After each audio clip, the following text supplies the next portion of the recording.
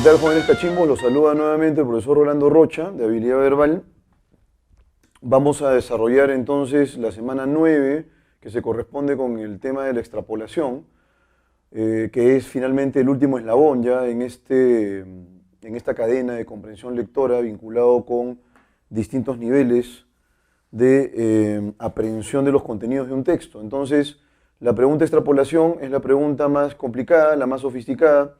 Depende además de cómo esté planteada, ¿no? Pero en los exámenes es una pregunta que amerita paciencia para resolverse, no siempre es tan obvia, y es porque en realidad puede haber dos tipos de extrapolación. Eso lo vamos a ver en un momento. De momento pensemos cuál sería la mejor definición de extrapolación. La extrapolación, en rigor, es un procedimiento que hace posible que el alumno o el lector sea capaz de poder derivar los datos o trasladar los datos del contexto textual a nuevos contextos, a nuevas situaciones, a nuevos eventos, a nuevas condiciones. Entonces, la extrapolación supone un mecanismo de desplazamiento en la información. Y eso puede realizarse de dos formas. Les voy a colocar un ejemplo de extrapolación, en rigor. Imaginemos que el texto trata acerca de la negociación entre Perú y Chile. De pronto interviene el ministro de Economía en la negociación y la negociación se entorpece. Quiere decir que no se llevó a cabo, pues, o no se concretó el plan. Entonces uno puede, a partir de ese escenario, negociación Perú-Chile para establecer un negocio, ¿no es cierto?, un tratado probablemente de libre comercio, y de pronto la intervención del ministro de Economía hace que esta negociación degenere. Podríamos plantear lo siguiente: ¿qué hubiera ocurrido si el ministro de Economía no hubiera intervenido, ¿sí?, en la negociación Perú-Chile? Es muy probable que la negociación se haya podido concretar y se haya podido obtener los objetivos iniciales. Esa podría ser la consecuencia. Pero vean ustedes que nos estamos colocando en una situación muy diferente a la que el escenario inicial planteaba. Entonces, imaginemos que sea un texto expositivo, el texto expositivo plantea hechos objetivos, pero estos hechos objetivos podríamos eventualmente derivarlos o situarlos en otras condiciones, plantearlos, ¿no es cierto?, en escenarios nuevos, y esta operación de extrapolación, por supuesto que en ciertos casos va a traer como consecuencia consecuencias, conclusiones, escenarios o productos nuevos también. Ahora sí, vamos a hablar acerca de las dos extrapolaciones o los dos tipos de extrapolación en rigor que ustedes van a enfrentar. El primero de ellos, el primer tipo, está vinculado con realizar un viraje radical, es decir, el lector es capaz de colocarse en el polo opuesto de lo que el texto nos presenta, de lo que el texto nos señala. Entonces imaginemos que Rolando va en búsqueda de un tesoro. Rolando en un momento del viaje se encuentra con un camino que se bifurca, el camino de la derecha lo lleva indefectiblemente al tesoro, el camino de la izquierda más bien hace que se sumerja, ¿no es cierto?, en un lodo pantanoso que lo puede matar. Entonces Rolando escoge el camino de la izquierda y de pronto muere ahogado en ese terreno pantanoso. Esos serían los datos que manejamos. Pero podríamos plantear la siguiente pregunta de extrapolación cognitiva. Nos vamos a colocar en un escenario completamente opuesto. ¿Qué hubiera pasado si Rolando hubiera tomado el camino de la derecha? Hubiera encontrado el tesoro. Esa sería la consecuencia obvia. Pero además es una consecuencia diferente a las condiciones, a la información inicial que les he brindado. Entonces, cuando nos colocamos en el polo opuesto, ¿qué hubiera pasado si Rolando hubiera tomado el expreso? En el texto se señala que no lo tomó. ¿Qué hubiera pasado si Cueva hubiera pateado bien el penal? No lo pateó, ese es el hecho objetivo.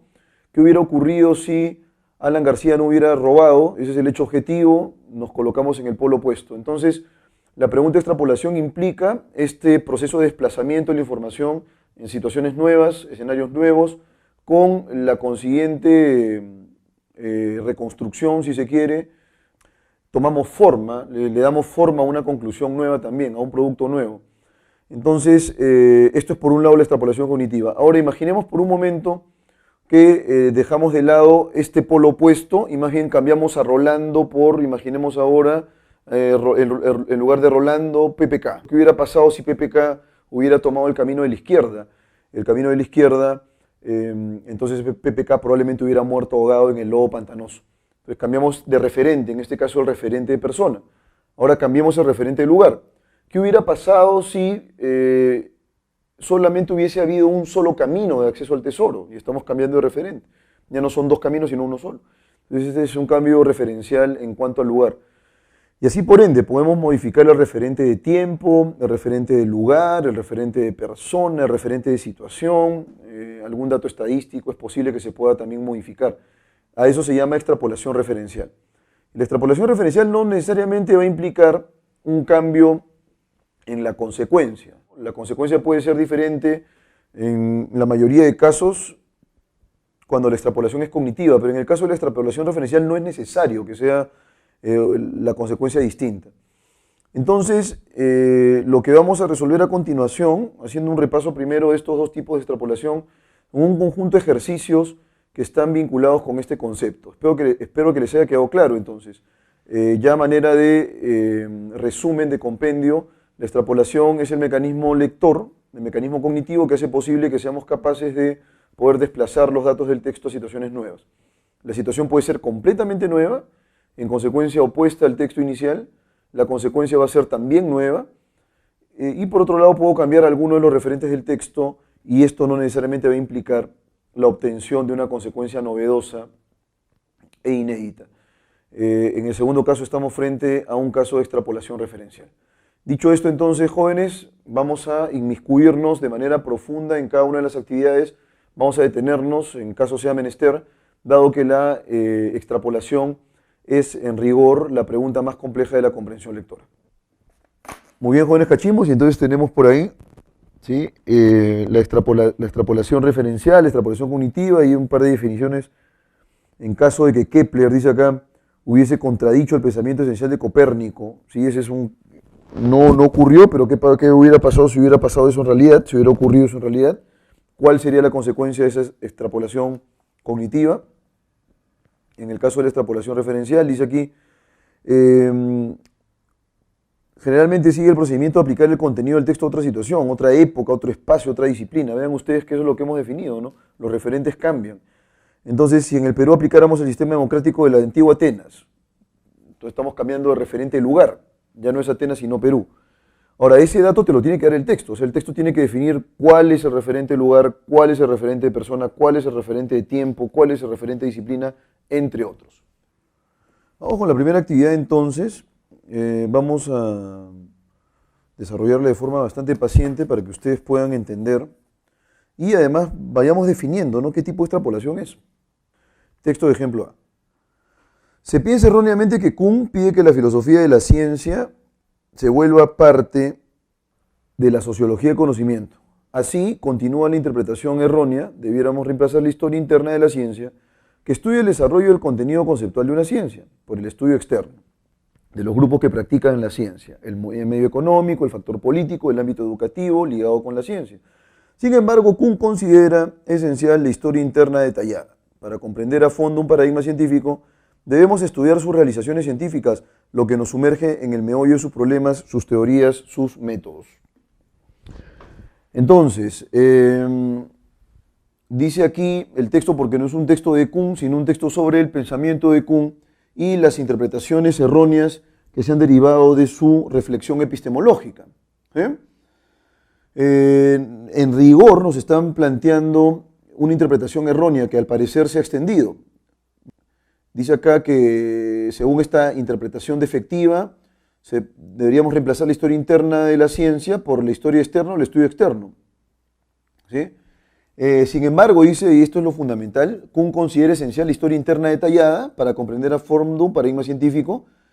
Entonces se debe estudiar las relaciones científicas, es decir, los productos, lo que nos sumerge en el meollo de sus problemas, sus teorías, sus métodos, es decir, con el aspecto interior, la médula del desarrollo científico, etcétera, etcétera.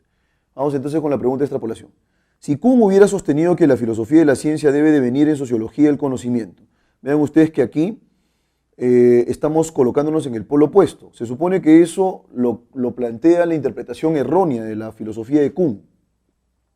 Y aquí nos estamos colocando en ese supuesto, ¿sí? El autor asume que eso es un error, o sea, interpretar la teoría kuhniana en esos términos es un tremendo error. Pero ¿qué ocurriría si más bien él hubiera sostenido eso? Por supuesto que la lógica va a ser una lógica equivocada, no desde el punto de vista del autor, porque finalmente el autor diría que es lo que pensó Kuhn. Habría sostenido que la historia externa es despreciable, tendría desinterés por los asuntos que tocan la historia interna, ¿sí?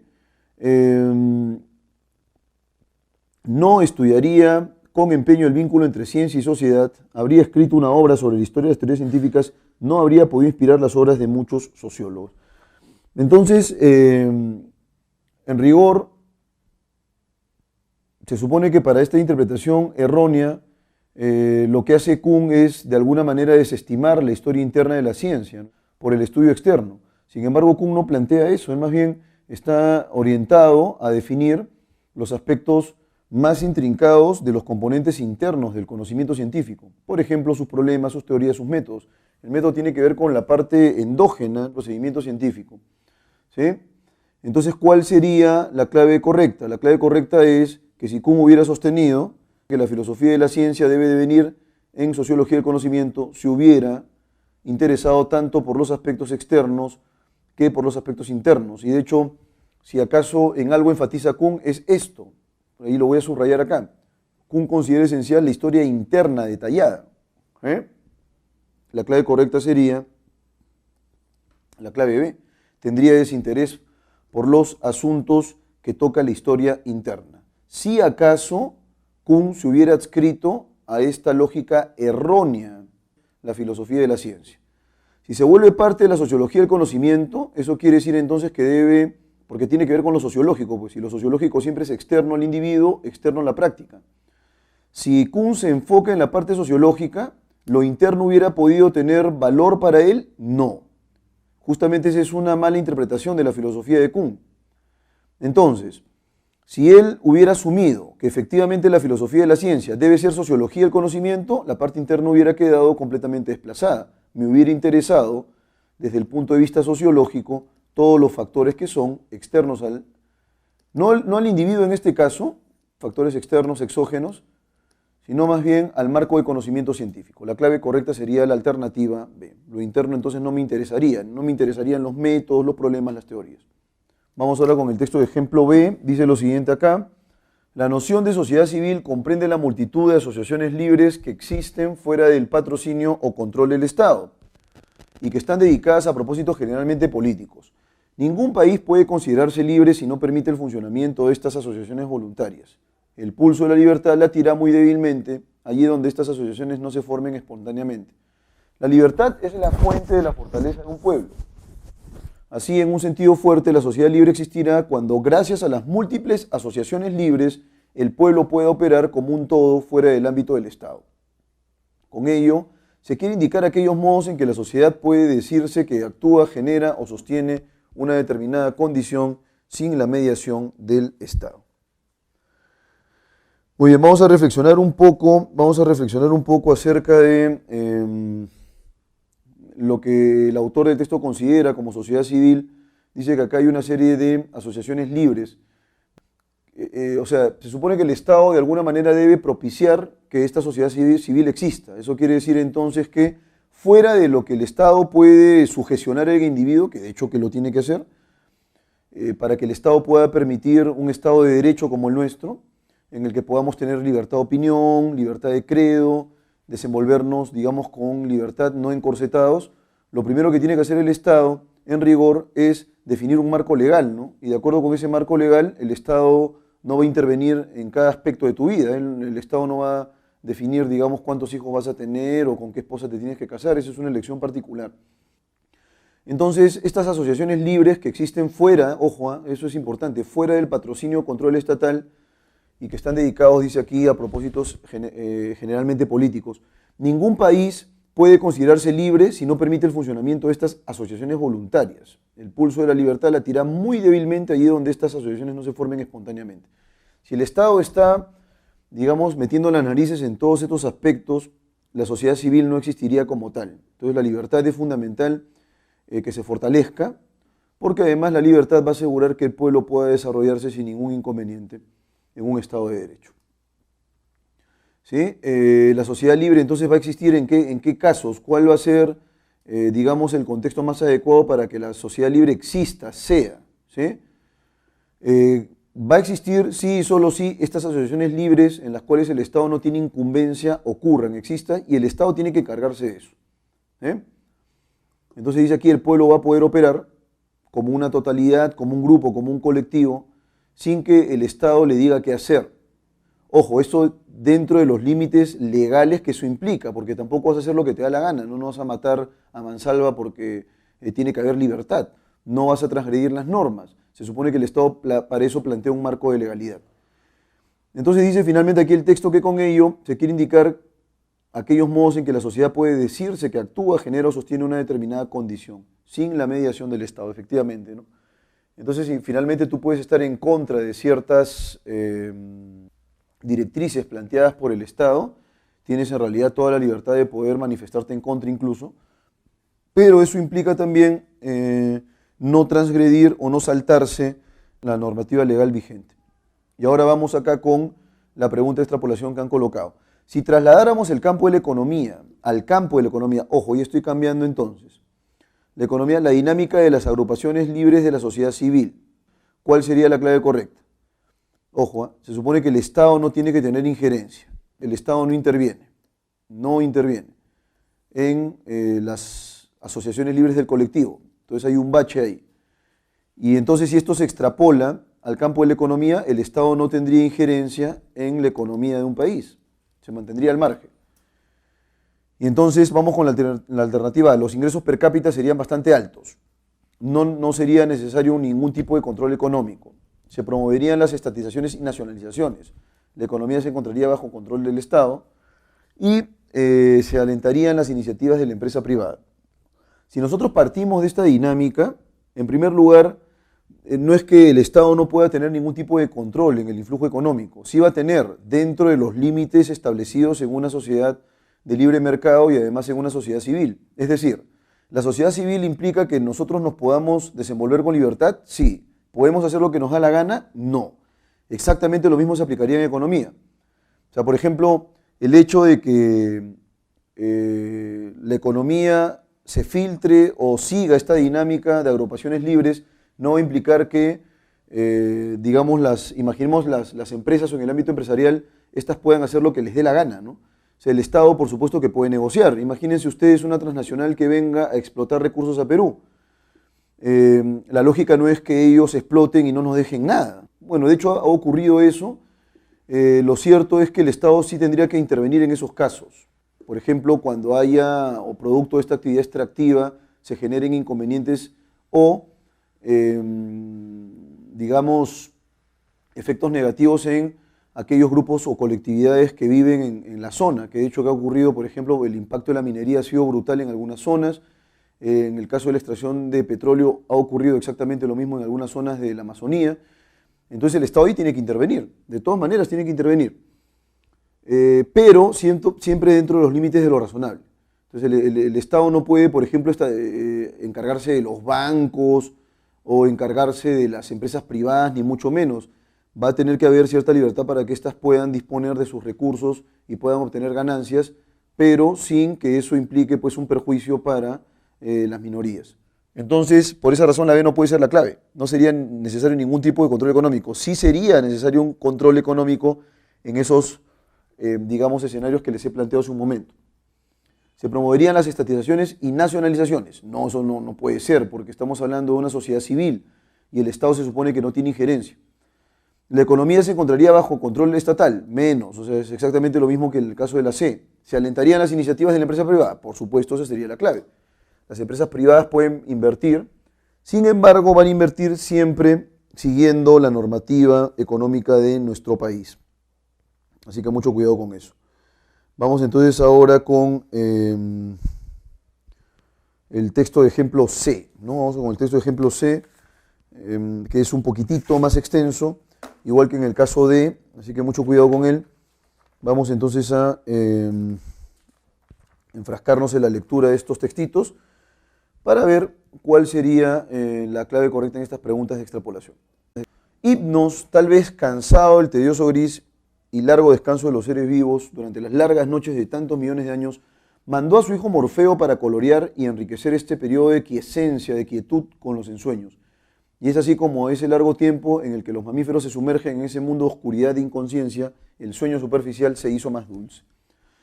Surgió entonces un tipo de sueño nuevo dentro del sueño. Apareció el sueño REM, aun cuando eso no ocurrió de pronto, con el paso de los reptiles a los mamíferos hace unos 180 millones de años. Algo realmente sorprendente e impredecible sucedió durante un tiempo que se puede estimar alrededor de los 20 o 50 millones de años.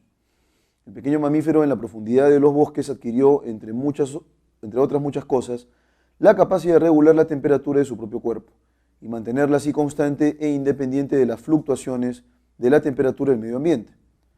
También adquirió un cerebro más grande que el de los reptiles y por mucho ese cerebro vino equipado con el fenómeno del sueño completo.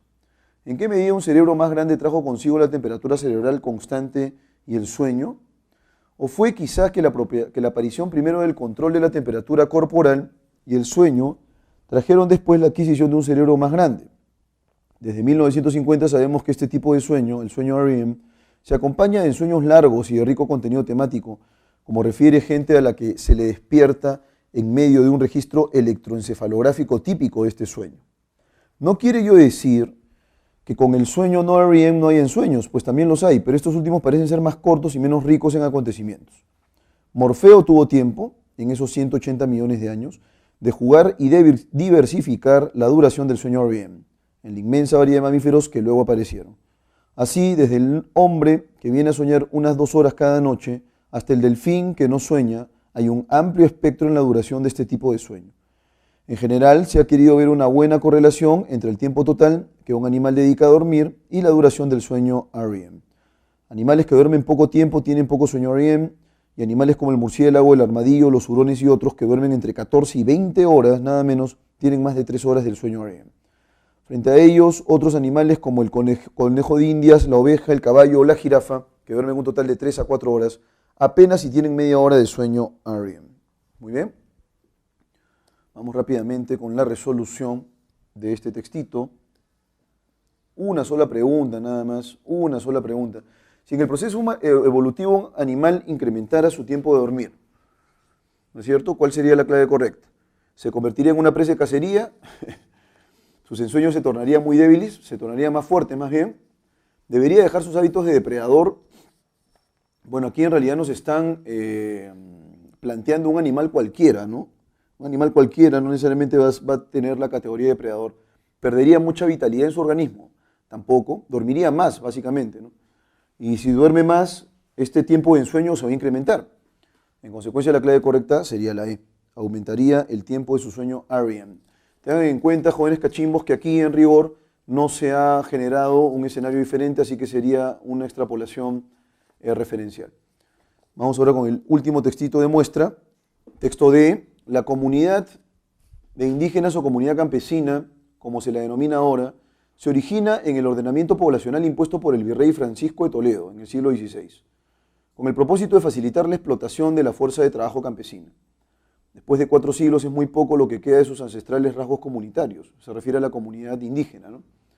Son más bien agrupaciones de pequeños propietarios rurales que, si bien reconocen la preeminencia de la comunidad en el control de los recursos económicos básicos, en la práctica disponen sin disputa del usufructo permanente y hereditario de sus parcelas de cultivo. En cambio, el acceso a pastizales y a zonas de barbecho es todavía colectivo.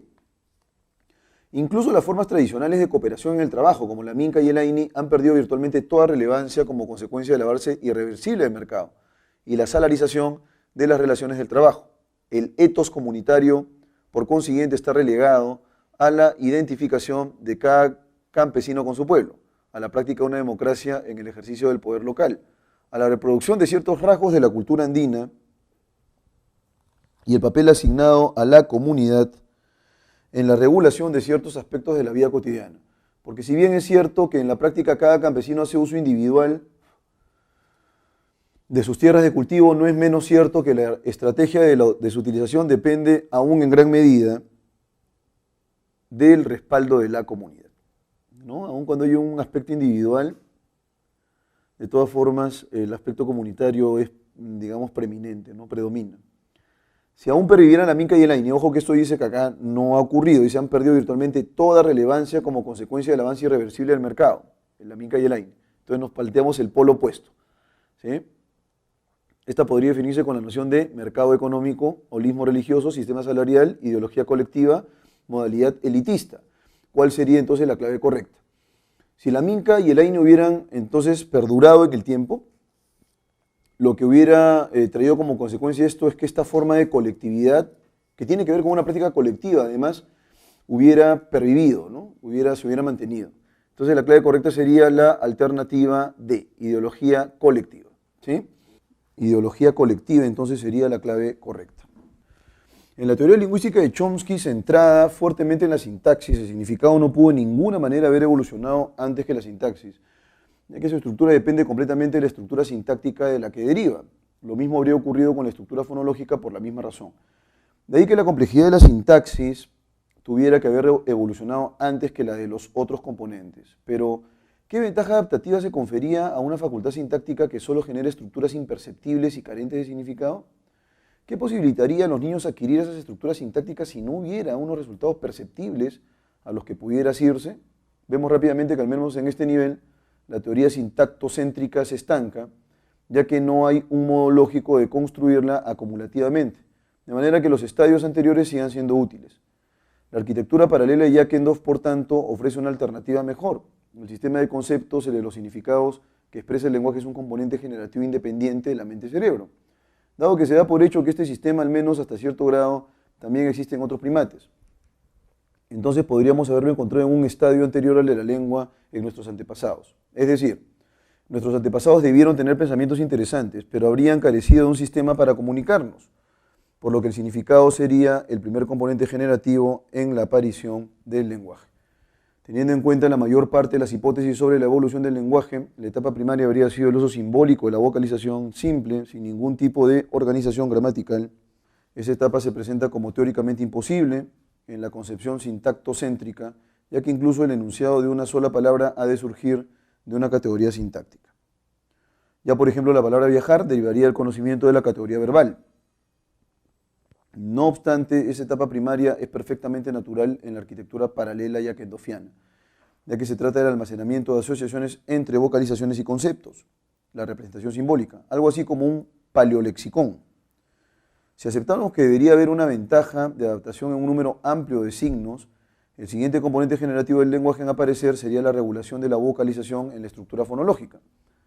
La organización fonológica digitaliza las vocalizaciones permitiendo que un vocabulario más amplio se pueda aprender y sea discriminable de manera fiable. Cada vocablo sería diferenciado en términos fónicos. La siguiente innovación es la aparición de la concatenación de palabras formando enunciados mayores, frases por ejemplo.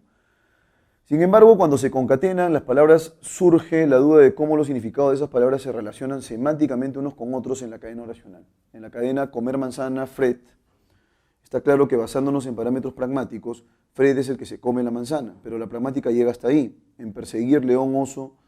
¿Quién persigue a quién? Un componente tan elaborado como la sintaxis no es absolutamente necesario para resolver el problema. Podemos sacar un buen rendimiento de los sencillos principios funcionales del ordenamiento lineal de las palabras. Por ejemplo, el principio agente al comienzo. Nos estaría diciendo que es el león el que persigue al oso. El león realiza la acción y no al contrario.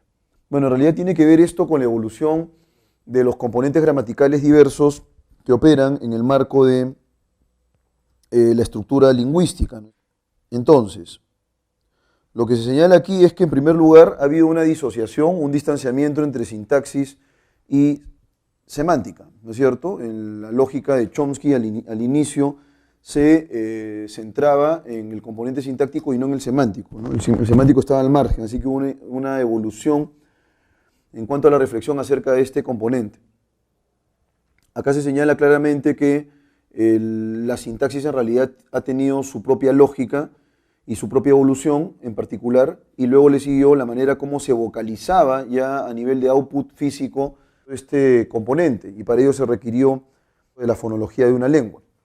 Entonces, en esos términos, esto trajo de alguna manera algún tipo de ventaja adaptativa dentro de lo que se señala aquí en la lectura, aunque esto de la adaptación es discutible, ¿no? Realmente fue a través de mecanismos de adaptación que el lenguaje apareció en la vida del hombre. Bueno, eso hasta ahora sigue abierto, es una discusión abierta que no tiene ningún tipo de solución razonable o concluyente en todo caso, ¿no? Hay distintas hipótesis al respecto. Vamos entonces con la primera pregunta, dice acá, imperceptible se entiende como inviable, indirecto, inaudible, insondable, implausible. Lo imperceptible está asociado con la interpretación fonológica. La fonología de una lengua permite que luego nosotros podamos articular sonidos de forma explícita. Entonces, en ese sentido, entendible se entiende como inaudible, porque está vinculado con el mundo de los sonidos, ¿sí? La clave correcta sería la alternativa C entonces. En apretada síntesis, el texto explica la concatenación sintáctica de palabras, frases, oraciones y enunciados largos. Obedece a consideraciones vinculadas con el componente semántico del lenguaje. No. Sostiene que la teoría lingüística de Jackendorf, este es un aspecto, la teoría de Jackendorf es un aspecto, así que definitivamente la B no puede ser la clave. C. Presenta una oposición entre dos concepciones sobre el origen del lenguaje, la arquitectura sintactocéntrica de Chomsky y la arquitectura paralela de Jackendorf, y se inclina a favor de la última. Esa es la clave, alternativa C. Es un texto dialéctico complicado, son dos posiciones efectivamente las que confrontan aquí en la lectura. Aquí luego nos dicen, asevera que la teoría lingüística de Chomsky, ya ese es un aspecto nada más, pues, pero nos están pidiendo la síntesis. Entonces la clave correcta sería la C, ¿no? Hay una oposición, hay un hiato, digamos, entre la propuesta de Chomsky que se ciña a la sintaxis y la de Jackendorf que establece una estructura paralela entre sintaxis y semántica, y al parecer resulta más razonable atender a esa última observación, esa última hipótesis. Vamos ahora con la pregunta número 3. Con respecto a la vocalización, resulta incompatible decir que A. Se puede hallar en los tempranos orígenes del lenguaje. B. Permite discriminar las piezas léxicas de manera confiable. C. Llegó a un estado de regularización en la estructura fonológica. D. Es innecesaria para obtener una ventaja en la evolución. E. Mejora su estructura en la digitalización fonológica. Entonces, aquí en el texto, nos están pidiendo lo que es incompatible, ¿sí? Nos dicen aquí, apenas en el cuarto párrafo, si aceptamos que debería haber una ventaja de adaptación en un número amplio de signos, el siguiente componente generativo del lenguaje sería el de la vocalización de la estructura fonológica. Entonces, se supone que nos dio una ventaja adaptativa. En tanto que tal, ¿cuál sería la clave? A todas luces. Es innecesaria para obtener justamente eso, una ventaja en la evolución. Aquí en el texto nos dicen todo lo contrario. 4. Con respecto a la evolución de la facultad del lenguaje, entre Chomsky y Jackendorf se establece una relación. En realidad son dos posiciones divergentes, pues. El primero más o menos se orienta al campo sintáctico, el segundo a una estructura paralela en sintaxis y semántica. Aunque en realidad él pondera más, Jackendorf pondera más en esa estructura paralela el componente semántico. Entonces, entre estos dos hay una notoria diferencia, y si hay una diferencia, sería divergente. Diferente. Pregunta número 5. En relación a la evolución del lenguaje, se deduce que el autor del texto justifica que la sintaxis es trascendental para la semántica. Acepta la especulación sintactocéntrica con algunos matices. Se inclina a favor de la teoría de la arquitectura paralela. Sostiene que se puede explicar por una teoría pragmática. Toma partido por la concepción que Chomsky defiende. Bueno, ya lo hemos resuelto en realidad en la pregunta por el resumen. Son dos posiciones. La primera de Chomsky, la cual se refiere a una predominancia sintáctica. La segunda, la estructura paralela de Jackendorf. El autor finalmente considera que es más razonable y atendible la propuesta de Jackendorf, es decir, la propuesta de la estructura paralela, esta estructura gramatical paralela. Entonces, en ese sentido, la clave correcta sería la C, porque finalmente lo que el autor considera más razonable es esta última. 6. Si se demostrase que el significado depende absolutamente de la estructura sintáctica. Vean ustedes que acá nos estamos colocando en el polo opuesto, es una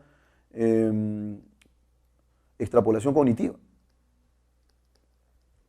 La teoría de la arquitectura paralela resultaría incontrovertible, la posición del enfoque pragmático se vería refrendada, el autor del texto tendría que modificar su punto de vista, la hipótesis de Jackendorf obtendría una prueba concluyente, el sistema conceptual sería el primer componente generativo. La cosa es sencilla, ¿no?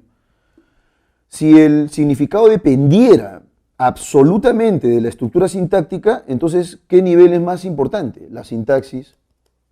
Y si el nivel más importante es la sintaxis, adiós estructura paralela de Yakendorf. Quien tendría razón, o por lo menos se aproximaría más a este escenario evolutivo del lenguaje, sería Chomsky.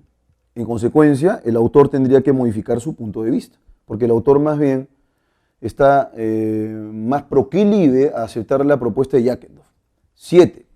Se puede deducir que la intención del autor es, alternativa A, exponer neutralmente, las tesis de Yakendorf. No es neutral porque él en realidad se orienta hacia esa posición. ¿Rebatir el enfoque sintactocéntrico propugnado por Chomsky? Sí, porque si se orienta a la de Yakendorf, entonces está en contra de la de Chomsky. La clave correcta es la B. Finalmente, mis queridos cachimbos, última pregunta del texto número 1.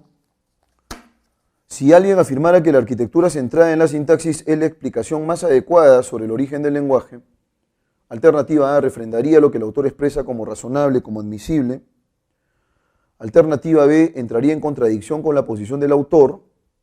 Alternativa C, encontraría la solución al problema de la evolución.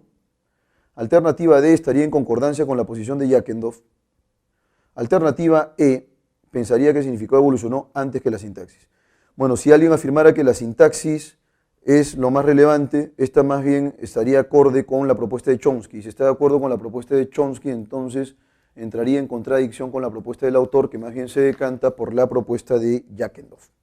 La clave correcta sería la alternativa B. Vamos ahora con el texto número 2. Lo que sabemos del desarrollo del lenguaje, dice aquí, es forzosamente hipotético. Bueno, estos dos textos están asociados con el lenguaje humano, así que mucho cuidado con eso, porque son temas en realidad un poco técnicos, ¿eh? Luego dice acá, lo que sabemos del desarrollo del lenguaje es forzosamente hipotético entonces, pues las lenguas antes de la invención de la escritura no dejaron huellas fósiles, eso es cierto. Aún así podemos aventurar que existieron al menos 3 fases, la del protolenguaje, la fase simbólica y la fase combinatoria. Bickerton hizo hace algunos años un descubrimiento muy interesante cuando observó que él habla de los niños menores de 2 años, las prácticas comunicativas de los chimpancés a los que se ha enseñado lengua de signos, los pidgins, modalidades rudimentarias que surgen cuando 2 comunidades de lengua distinta entran en contacto, y la lengua aprendida tardíamente por los llamados niños lobo tiene la misma estructura.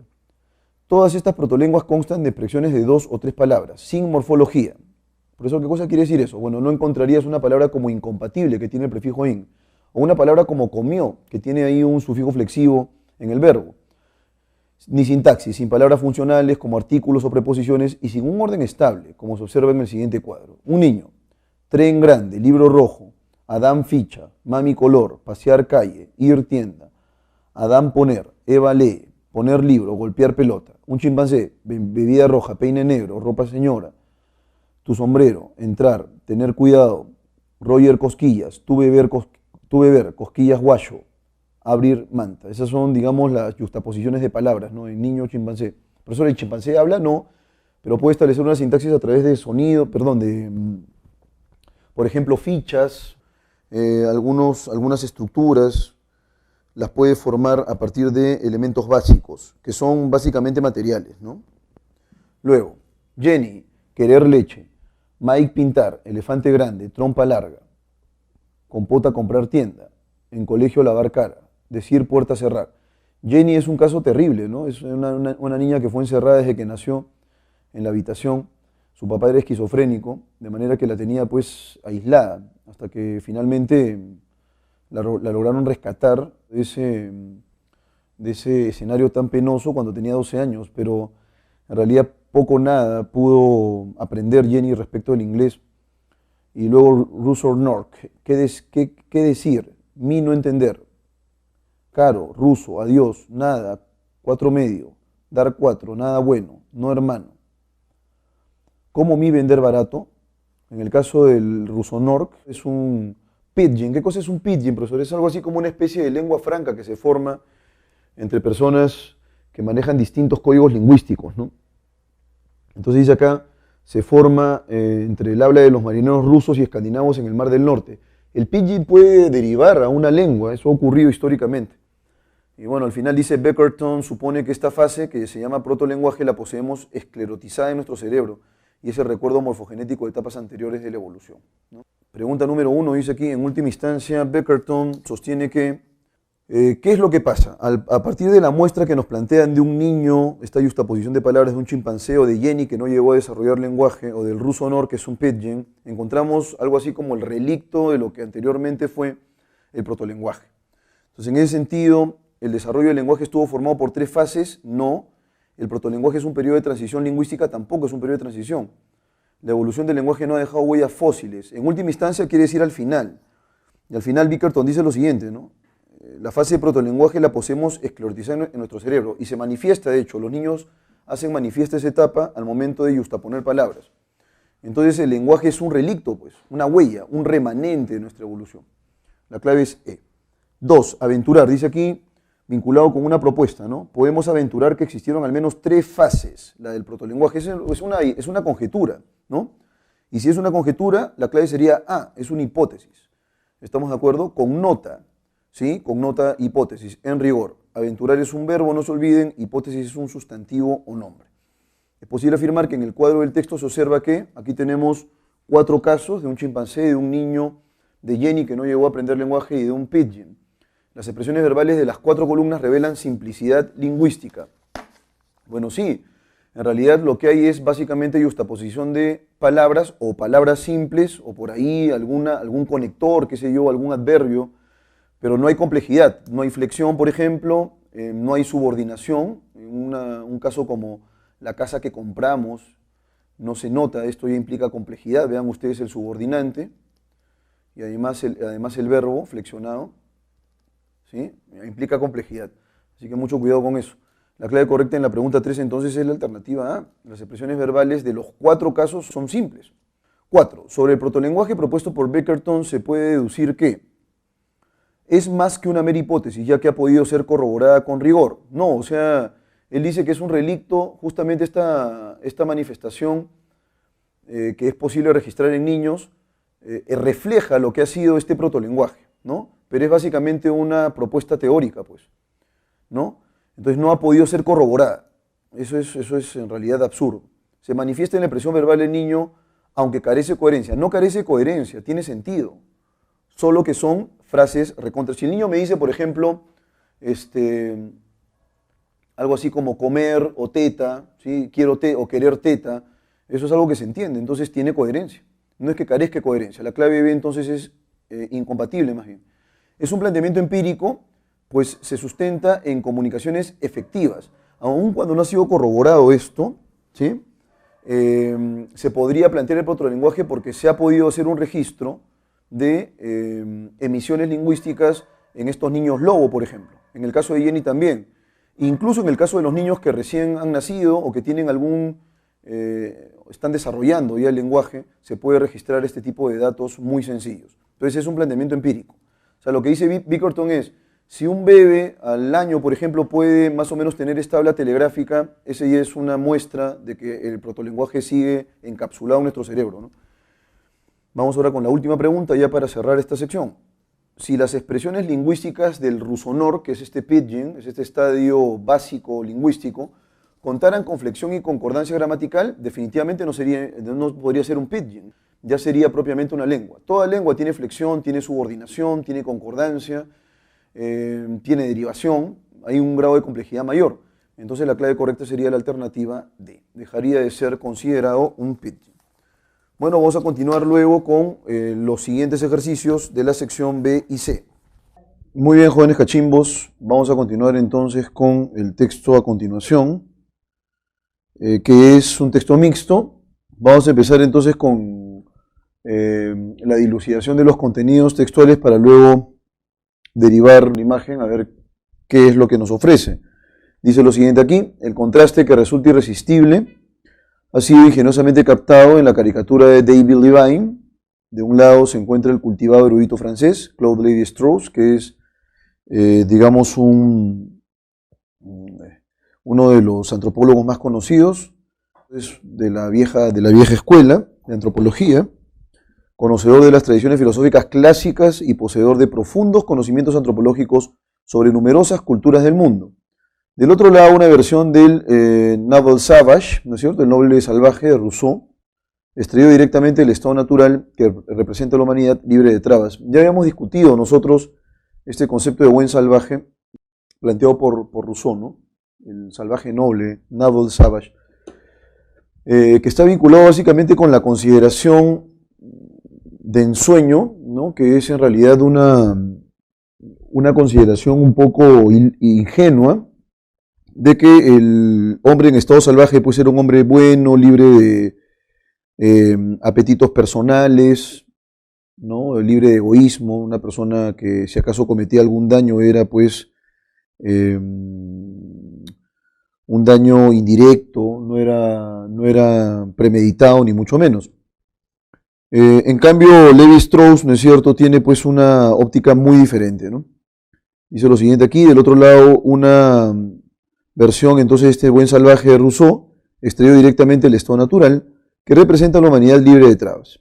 Ambos saborean un cóctel mientras hablan quizá de complicados temas en un elegante salón francés. La caricatura señala el principal aporte de Claude Lévi-Strauss al tema sociocientífico de nuestra época. Su afirmación de que la mente humana, sea civilizada o salvaje, es la misma en todos. Refleja los mismos principios y opera sobre los mismos tipos de contenido. En efecto, Lévi-Strauss ha dedicado la mayor parte de su larga y prestigiosa carrera académica a defender la tesis de que todos los miembros de nuestra especie piensan del mismo modo y elaboran productos comparables, ya sea el mito o la ciencia, las relaciones de parentesco, los modelos computarizados de entrada y salida de datos, el arte de las cuevas paleolíticas o las obras maestras del realismo académico. Cada una de estas manifestaciones entraña similares grados de sutileza y complejidad. La mente salvaje es la mente de todos nosotros. Este texto se enfoca en el aporte de Claude Lévi-Strauss, quien en rigor plantea que efectivamente la época salvaje existía pues también, digamos, un sentido inventivo por parte, ¿no es cierto?, del individuo. Esto quiere decir entonces que tanto el buen salvaje como el hombre actual, ambos a su manera, han manifestado un grado de sutileza y de complejidad. Y en ese sentido, el buen salvaje no está, o el salvaje, el hombre salvaje de las épocas primitivas, de las épocas prístinas, no están exentos de ser considerados también dentro de estas categorías de invención, etcétera, etcétera. O sea, cada uno en realidad, a su manera, han demostrado grados de complejidad y de creatividad en rigor. Vamos entonces ahora con el dibujo, la caricatura, que es muy interesante. Vean ustedes que tenemos ahí a Claude Lévi-Strauss y el buen salvaje al costado, ¿no es cierto? Ambos están tomando una copa y el texto señala probablemente están bebiendo una copa de vino. Muy bien, entonces ahí tenemos en rigor a estos dos personajes en la caricatura. ¿Cuál sería el tema central del texto? En rigor, el texto se enfoca en esta propuesta de Lévi-Strauss, una propuesta fundamental de que todos los miembros de nuestra especie piensan del mismo modo y elaboran productos comparables. Entonces, digamos que hay digamos un carácter global, un carácter holístico y general en la reflexión humana. No quiere decir entonces que el buen salvaje planteado por Rousseau haya estado desprovisto de este carácter inventivo que ha asignado a la especie humana en rigor. Vamos entonces con cada una de las claves y las habremos de discutir. La naturaleza salvaje de la mente humana no, en realidad está vinculada con el hecho de que ha habido una especie de continuum. No podemos dejar o soslayar o ignorar a nuestros ancestros, pues ellos también han tenido un grado de complejidad en el marco de la sociedad que les ha permitido desarrollarse, ¿no? En ese sentido, tanto el hombre contemporáneo como el hombre antiguo, el hombre primitivo, han desarrollado sus capacidades cognitivas de la misma manera. En ese sentido, no es que el hombre primitivo haya sido, pues, como lo pensaba Rousseau, un hombre torpe, bonachón, tontuelo, sino que más bien también había aplicado esta cualidad, esta capacidad mental que es compleja. Por esa razón la clave no puede ser el desarrollo de la configuración mental. No nos hablan acerca del desarrollo porque si así fuera el caso, deberían plantearnos cuáles son las fases de ese desarrollo y no es algo que se aborde en el texto. Más bien sí, el texto se enfoca en la exposición de este continuo entre el hombre primitivo y el hombre contemporáneo.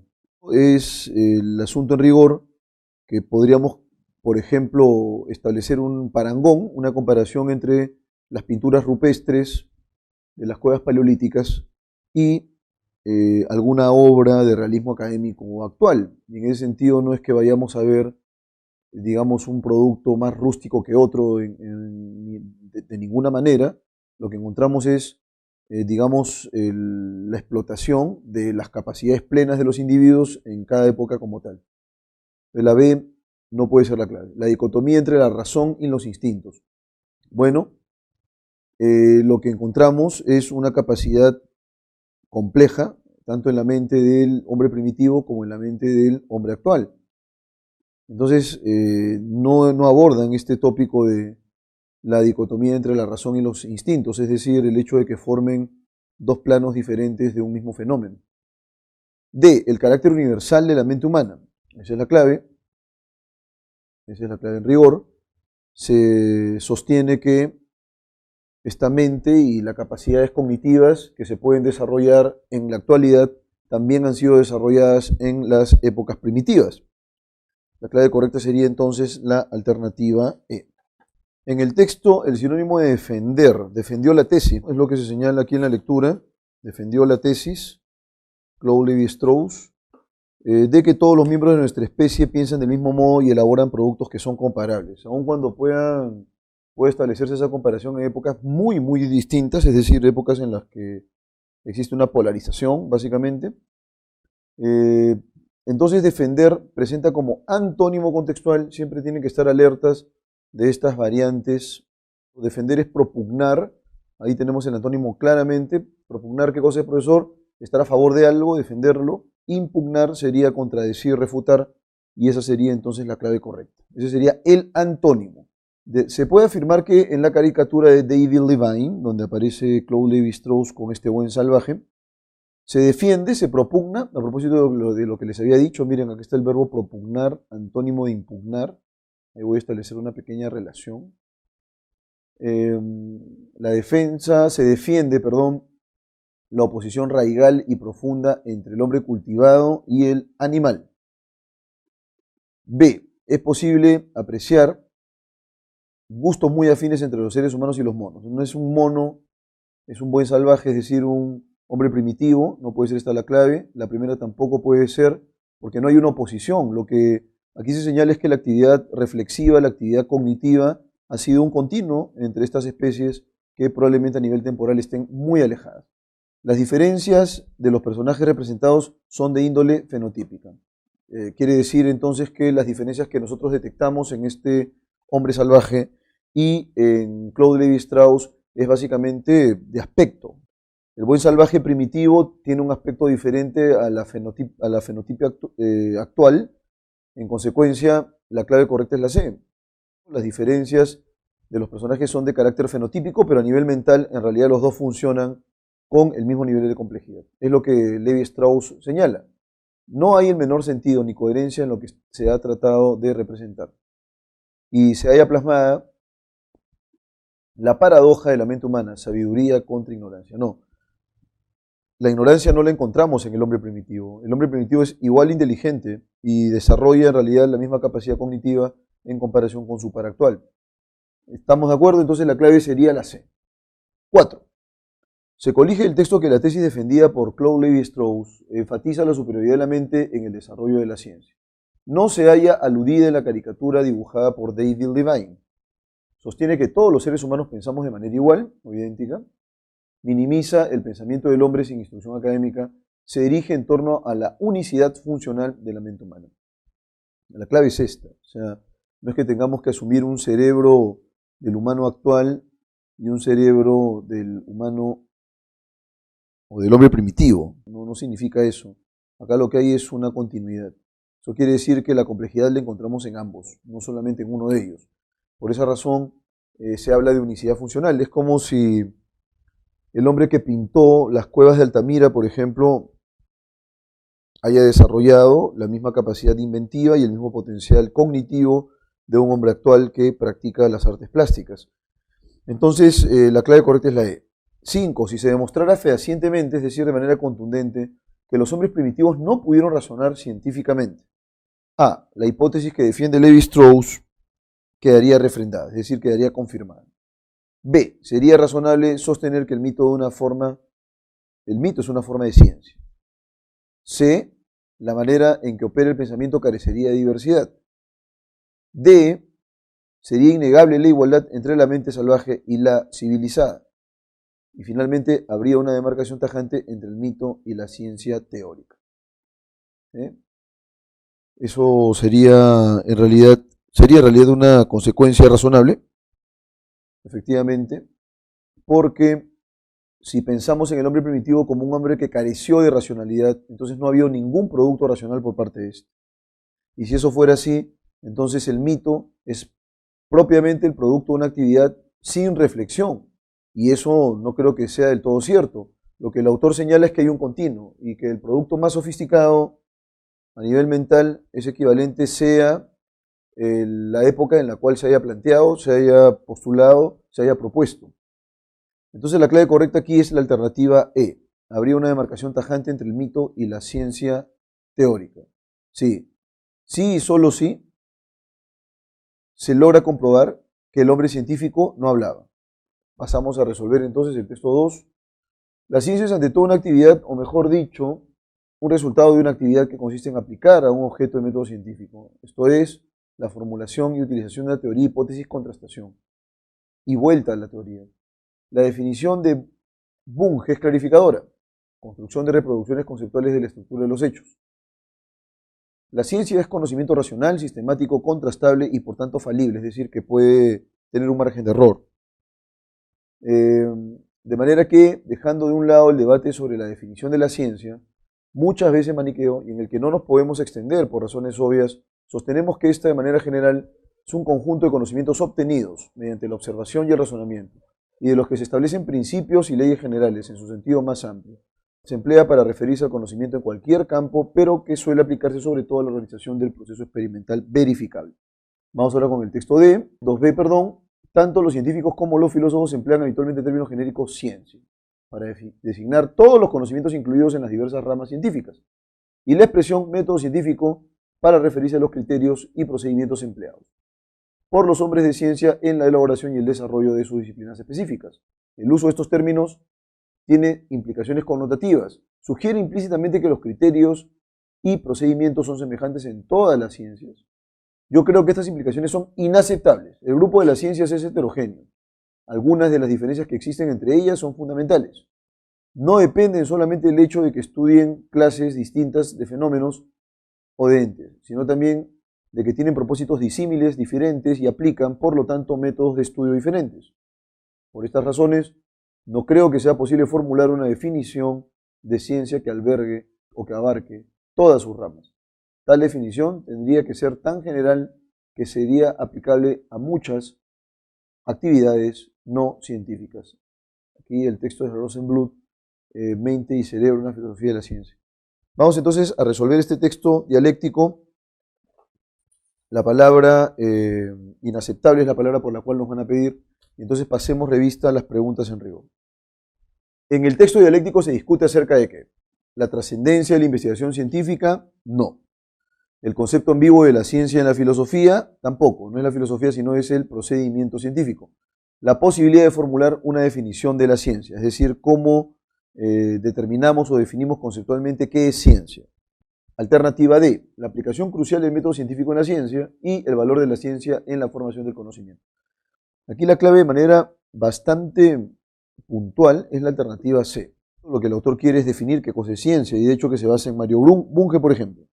Y ya en el texto B se matiza un poco esa información. En el caso de la pregunta 2b, el término inaceptable, ¿qué cosa connota? Connota rechazo, connota discrepancia, connota refutación.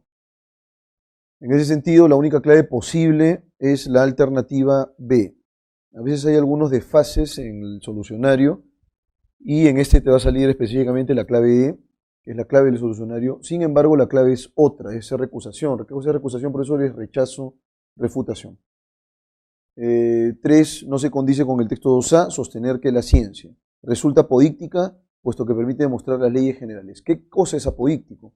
Y tal vez ahí tendríamos nosotros la respuesta. Apodíctico es irrefutable. ¿Sí? Apodíctico es incuestionable. Y entonces no se condice con el texto 2A. El texto 2A que nos habla acerca del procedimiento científico, que es un conocimiento sistemático contrastable, y al ser contrastable, falible. Y ser falible siempre haber un margen de error en las hipótesis, en tanto que tal, la clave correcta es la alternativa A. Resulta apodíctica, no es en absoluto irrefutable. Toda verdad es científica porque se puede refutar justamente. 4. Es posible deducir que formular la definición de ciencia para el autor del texto 2b ha sido soslayada por los científicos y filósofos, está subordinada al concepto de método científico, sí es posible reconocer que esta es homogénea, es contraproducente por su naturaleza heterogénea, puede coadyuvar la integración de todas sus ramas. Entonces, como quiera que sea aquí, nos piden en esta definición de la ciencia qué diría el autor del texto 2b, que de alguna manera pone sobre el tapete la expresión método científico, por ejemplo. ¿Sí? Entonces dice acá que algunas implicaciones son inaceptables, eso es lo que habíamos resuelto hace un momento. Pero ahora nos piden en la pregunta 3, ¿no es cierto? Bueno, que ya está, resulta apodíctica. En la pregunta 4, perdón, posible deducir que formular la definición de ciencia para el autor del texto 2b, ¿sí?, ha sido soslayada por los científicos y los filósofos. No, los científicos han sido los primeros en realidad probablemente en razonar qué es ciencia, al igual que los filósofos, ¿no?, sobre todo aquellos que se encargan de la epistemología. Está subordinada al concepto de método científico. C, bueno, en realidad el concepto de método científico está dentro del concepto de ciencia y no al revés. Sí es posible al reconocer que esta es homogénea. O sea, ¿la ciencia es homogénea? No. Vean ustedes que sobre un fenómeno en particular pueden aparecer eventualmente distintas posturas, ¿no? Entonces, en ese sentido no es homogénea. Es contraproducente por su naturaleza heterogénea. La clave correcta sería la alternativa D. Mientras más heterogéneo sea, mucho mejor. La última, si las ramas o disciplinas de la ciencia formaran un grupo homogéneo, ya no heterogéneo como se ha planteado en la pregunta número 5, sino más bien homogéneo. El autor del texto B estaría en lo cierto con su dilucidación. Sería menos controvertido formular una definición de ciencia. El método científico adoptaría varias estrategias disímiles. Sería imposible hacer la crítica lógica de la pseudociencia. Y el valor del texto A apoyaría la tesis que defiende el autor B. No. Si es un grupo homogéneo, si la ciencia conformara un grupo en el que no existen diferencias puntuales, no. Sería menos controvertido formular una definición de ciencia. Sí, efectivamente. Porque, claro, el hecho de no contar con un consenso absoluto hace que la formulación de definición de ciencia sea plural, o sea, que haya varias definiciones de ciencia, y efectivamente si formara un grupo homogéneo, esas divergencias ya no existirían. La clave correcta sería la alternativa B, sería menos controvertido, menos cuestionable formular una definición de ciencia. Bien, señores, continuamos. Bien, es este texto cortísimo, que además se deja trabajar. Dice aquí, Isaac Asimov published the science fiction short story Liar. Isaac Asimov publicó un relato corto, una historia corta de ciencia ficción, Liar, in the main issue of Astounding Science Fiction, an American science fiction magazine published since 1930 in the short story, publicado, ¿no es cierto?, en 1930. In the short story, en esta historia corta, Asimov introduced the three laws of robotics. Isaac Asimov introduce las tres leyes de la robótica. ¿Cuál sería esa primera ley? ¿No?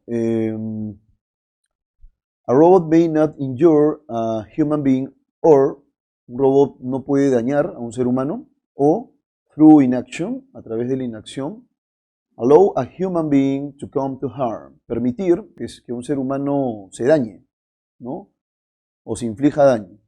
Esa es la primera ley. Entonces, un robot no puede lesionar a un ser humano y tampoco a través de quedarse quieto, por ejemplo, a través de la inacción, permitir que el ser humano se dañe a sí mismo, ¿no?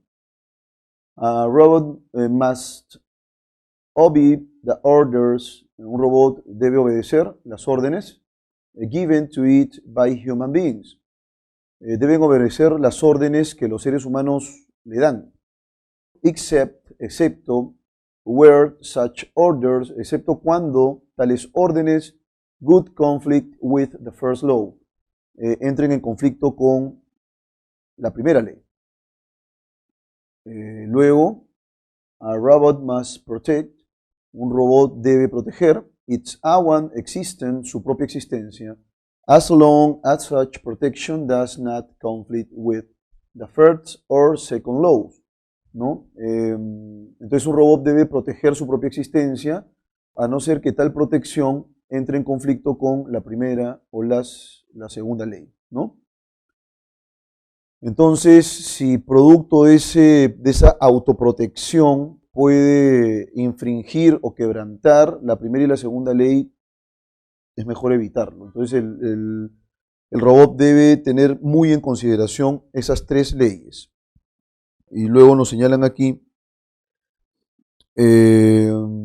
this is thought to be the first noun used. Se cree que este es el primer uso conocido of the term robotics, del término robótica, ¿no? Bueno, esto es harto conocido en la obra de Isaac Asimov, que está vinculado justamente con el ámbito de estos avances tecnológicos. Hay una película incluso al respecto. Vamos ahora con la primera pregunta. What is the main idea of passage? Science fiction can predict the development of robotic science. ¿No? Asimov was the first science fiction writer to use robotics. Robots are the characters in Asimov science fiction stories. Asimov formulates 3 laws to protect humans from robots. Y finalmente, robots, according to Isaac Asimov, should not face anything. Bueno, ¿cuál sería la clave correcta sobre el particular? Se supone que acá nos están planteando las 3 leyes que están asociadas con este concepto de robótica. Probablemente podría jalarte la alternativa A, ¿no? Asimov was the first science fiction writer. Asimov fue el primer escritor de ciencia ficción to use robotics, que usó el concepto de robótica. Pero no, aun cuando se señala eso al final, que ha sido el primer uso de este concepto de robótica, aquí se desarrollan las 3 leyes y las plantean de manera palmaria. Por esa razón, la clave correcta sería dedo. Asimov formuló 3 laws, 3 leyes to protect humans, para proteger a los humanos from robots, de los robots. Esa sería la clave correcta. Y además es la única en la cual se indican o se señalan estas 3 leyes. Ahora, to injure, que está funcionando ahí como verbo, el verbo lesionar connota ¿qué cosa?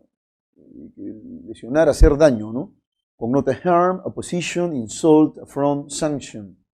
La única palabra posible es la palabra harm, que justamente es eso. Es lesion o lesión, ¿no es cierto? Daño, el producto de una lesión. Entonces connota, acá vemos que son puros sustantivos a pesar que es un verbo, ¿no es cierto? Por esa razón colocan toda la forma. Connota entonces daño, lesión. Vamos ahora con la pregunta número 3. It is inferred from the first law of robotic that. Entonces la primera ley, vamos a repetirla para que se entienda esta pregunta. Dice, un robot no debe dañar a un ser humano o a través de la inacción permitir que este ser humano se dañe a sí mismo, ¿no? Entonces, esta pregunta está direccionada a cómo el robot debe proteger la integridad del ser humano. Entonces, a robot must actively guarantee the integrity of a human being. La clave correcta sería la alternativa B. Un robot debe garantizar activamente la integridad de un ser humano. En primer lugar, ¿cómo garantizas eso? El robot no puede dañar a un individuo y tampoco debe permitir que éste se dañe. Entonces la clave correcta sería la alternativa B. Vamos ahora con la pregunta 4. It is consistent, nos piden lo que es compatible. Vamos ahora con la pregunta 4. It is consistent with the third law of robotics that. Consistente con la tercera ley. La tercera ley dice que el robot debe proteger su propia existencia, a no ser que este acto de proteger su propia existencia transgreda la primera ley y la segunda ley. O sea, lo que no entra en negociación aquí es la protección del individuo. Entonces, la tercera ley parte del hecho de que el robot deba proteger su propia existencia, a no ser que esta protección transgreda la primera y la segunda ley. Perfecto. Si debe el robot ser capaz de protegerse a sí mismo, la clave correcta sería la alternativa E. A robot must have a sort of self-preservation instinct. Un robot debe tener, esta primera parte, a robot must have, debe tener a sort, una especie of self-preservation instinct, de instinto. Esta partícula self la hemos visto hace ya bastantes semanas, pero es autoconservación, ¿no? O autopreservación. Un robot debe tener entonces una especie de instinto de autoconservación. La correcta sería la alternativa E entonces. ¿Por qué razón? Porque se debe proteger a sí mismo. A no ser que, ya lo hemos dicho, esto de alguna manera pueda generar algún daño o lesión en un ser humano. Vamos ahora con la pregunta número 5. If all the robots, si todos los robots, were programmed with the three laws of robotics. Si todos los robots fueran programados con las tres leyes de la robótica, then, entonces, la clave correcta en este caso sería la alternativa B. All robots, todos los robots, would be, serían, harmless. Hemos visto hace un momento la palabra harm, que es daño, ¿no es cierto?, o lesión. ¿Y qué sería harmless? La partícula less es de negación, o sea, es como si la tradujéramos por sin. Literalmente sería algo así, ¿no? Todos los robots serían sin lesión a los humanos, ¿no? Sería lo literal del harmless, en tanto que tal sería inofensivo. Inofensivo. Entonces, la clave señala lo siguiente: todos los robots serían inofensivos para los humanos, es decir, si todos los robots fueran programados con estas tres leyes de la robótica. Lo que se vería garantizado en todo momento sería entonces la seguridad del individuo, la seguridad del ser humano. Bien, señores, con esto cerramos la sesión número 9 y nos preparamos para lo que va a ser la próxima semana, la sesión 10. Por favor, me han estado consultando acerca de algunos escollos que han tenido en el examen. He respondido con largueza en algunos casos. Lo que es cierto es que me voy a detener por un momento en esta última pregunta, que es la pregunta de extrapolación, que creo que no comprenden bien. Cuando nosotros pensamos en la pregunta de extrapolación, tanto en castellano como en inglés, siempre ustedes piensen en un escenario que es posible. En primer lugar, el texto nos habla acerca de las tres leyes de la robótica. Pregunto, ¿nos señalan en el texto que se ha programado algún robot con estas tres leyes? No. Simplemente plantean estas tres leyes en rigor, de manera gruesa, de manera directa. Ahora, acá en la pregunta 5 nos están planteando ya la posibilidad de qué ocurriría si todos los robots fueran programados con las tres leyes de la robótica. Bueno, si el robot cumple esas tres leyes, no habría ningún inconveniente para el ser humano, porque sería un robot inofensivo, ¿no? Más bien nos protegería en todo momento. Y por esa razón, la clave correcta sería la B. Sería idóneo, este sería un panorama ideal. O sea, es decir, todos los robots están cortados por la misma tijera, han sido programados con estas tres leyes, sería pues un paraíso ideal dentro del mundo de la robótica. Sin embargo, la pregunta interesante sería, ¿en todos los casos los robots van a cumplir estas tres leyes? Esa en realidad sería pues una pregunta interesante. No necesariamente, y por esa razón el autor plantea estas tres leyes, ¿no? Cada una tiene por ahí algún tipo de efecto en la siguiente. Entonces, Otra pregunta interesante sería, ¿qué pasaría si algunos, some robots, fueran programados con las tres leyes de la robótica? Bueno, entonces ahí serían un peligro, pues, porque si fueran algunos nada más, la mayoría en realidad podría dañar al ser humano. Entonces vean ustedes que acá nos estamos planteando una conjetura, es decir, un escenario posible y lo que podría derivarse de esa operación de extrapolación, y eso ya lo había dicho, es también una consecuencia posible. Por esa razón utilizamos un modal, could be, sería, could not be, no sería. Vean ustedes que cuando utilizamos estos modales, los modales no se deben interpretar como afirmaciones taxativas. O sea, una cosa es decir, todos los robots serían, y otra cosa es afirmar todos los robots son. Hay en realidad un abismo de diferencia entre una afirmación y otra. Entonces, la moraleja del asunto. Respecto al examen me estaban preguntando acerca de qué pasaría si todos los desechos espaciales, space debris, fueran creados por el ser humano, es decir, fueran artificiales. Bueno, no existirían los meteoritos entonces. ¿Eso es absurdo? Probablemente sí, porque tendríamos que negar la existencia de meteoritos o la existencia de desechos espaciales que no son artificiales. En tanto que tal entonces, lo único que nos quedarían son los creados por el ser humano, y de esos creados por el ser humano solamente podrían orbitar la Tierra, no podrían orbitar el Sol. Algunos me decían, pero aquí dice la mayoría, no todos. Yo lo sé, dice la mayoría, no todos. Pero eso no tiene absolutamente nada que ver con la diferencia que el texto hace entre artificial y natural, que era lo que había respondido en una de mis tantas intervenciones. Puede ser que sea el 1% nada más de desechos creados por el hombre que orbiten la Tierra y el otro 99% estén por ahí, no sabemos dónde. ¿Qué será de la vida esos 99%? No hay manera, el texto no nos ofrece pistas para siquiera alucinar qué cosa es lo que puede ocurrir con ellos. Entonces, por esa razón la extrapolación se dirige hacia límites razonables también, al igual que la inferencia. Entonces, lo que sí podríamos afirmar con total seguridad es que estos orbitarían solo la Tierra, no todos estos, ojo con eso, no todos, en ningún momento hemos respondido todos estos orbitarían la Tierra, no, pero sí orbitarían la Tierra exclusivamente, y ya no el Sol, por ejemplo, en el caso de los restos espaciales que son de carácter natural. Bueno, entonces dicho esto, igual voy a permitirme detenerme un poco en la extrapolación, porque es la pregunta más compleja, de hecho, que ustedes pueden resolver. Y si acaso tienen alguna duda sobre el discurso del método, que se va a tomar en la 10ª semana recién, entonces yo encantado de poder discutir con ustedes los aspectos principales de la lectura. Gracias.